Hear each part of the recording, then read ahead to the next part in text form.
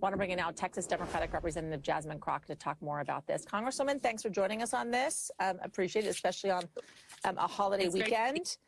You think this impeachment process is going to be drawn out? Oh, absolutely. This is nothing but an extension of Donald Trump's hopefully soon to be failed campaign to get back into the presidency. This was never about the veracity of any assertions that have been made. And to be perfectly honest, we still are saying, what is it that you're at least claiming that the president has done? Their witnesses in the first impeachment inquiry hearing that we have said that they hadn't determined that there was enough to decide that there was a crime at all that the president had committed, or even the illusion of a crime. So right now we're wasting more of taxpayer time and dollars, basically so that the Republicans can bend the knee to Trump. You had some viral moments in the House Oversight Committee, to say the least. I think a lot of folks are wondering how it is the Democrats are actually going to combat this impeachment inquiry, whether or not it comes to the House floor for a vote or not.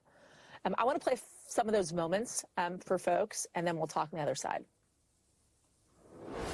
I am so excited that my colleagues across the aisle care about sexual abuse, considering that the front runner right now for presidency is kind of just been found liable of sexual abuse. Every time we seemingly have a hearing on voting rights, we talking about the fact that people are cheating. So let's talk about who's cheating. I got a few articles. But when we start talking about things that look like evidence, they want to act like they blind. They don't know what this is. These are our national secrets. Looks like in the to me. So, Congresswoman, as we're talking about how Democrats, it's good to see a year in review, right? As we're talking about how Democrats combat this House impeachment inquiry, right? Are we going to be seeing more of that? Is there a formal way of combating this? Aside from speaking out in the ways that you have repeatedly over the last year? So I don't plan to curse again. I didn't quite plan to curse that time. It's passion. It's passion. Yeah, absolutely. It was not in my written remarks. I just want the people to understand. Listen, I think it is important that we point out the hypocrisy. When we took the vote, one of the things that I did was I juxtaposed the work that we could be doing and we should be doing as relates to the death of one of my constituents who was a postal worker. I think that the average American has no idea of what it is that we're supposed to be doing on oversight, because we've, seen the nude pics of Hunter Biden, and we've talked about impeaching the president, but every time there's a hearing, it's all about Hunter and it's nothing about the president. And it is really the pot calling the kettle black, if we can even call it that, because there are some things that we could look into that Trump did during his presidency. This is one of the reasons that he does have 91 indictments that are pending against him. While he was impeached for at least 2 particular incidents, there's a lot more to be had. And so I think it is important that we educate the American people on what it does look like when someone is supposed to be under the microscope and face an impeachment.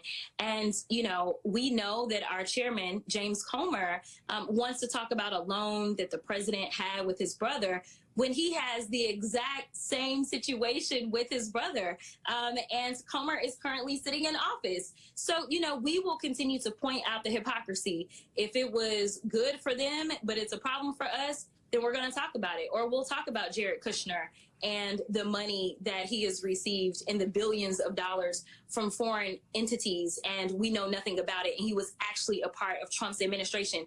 We will bring out all the dirt that really we should be looking at and show that the president is as clean as can be. While I have you, Congressman, I want to talk to you about Colorado's decision to remove the former president from the ballots. Violent rhetoric spiked after the court's decision in Colorado. The justice's personal information was actually circulated, and there were calls to take up arms.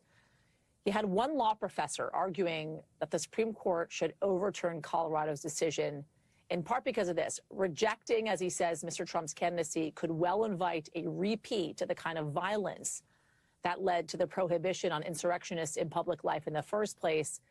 The purpose of Section 3 was to stabilize the country after a civil war, not to cause another one. Where are you on this decision to remove the former president from the ballot in Colorado? So interestingly enough, I was conflicted. The legal side of me is very clear. I absolutely believe that this was the right decision. If this section of the Constitution should ever be invoked, it is right now. This is the only time in our country that we've seen what we saw on January 6th, and we know that it wasn't just a random group of people that got together, but we know that the president was a part of this very big scheme. In fact, he was the one that was leading the scheme, and it's dangerous. And our founders absolutely had a Trump in mind when they wrote the Constitution. And so I absolutely believe from a legal standpoint that they got it right.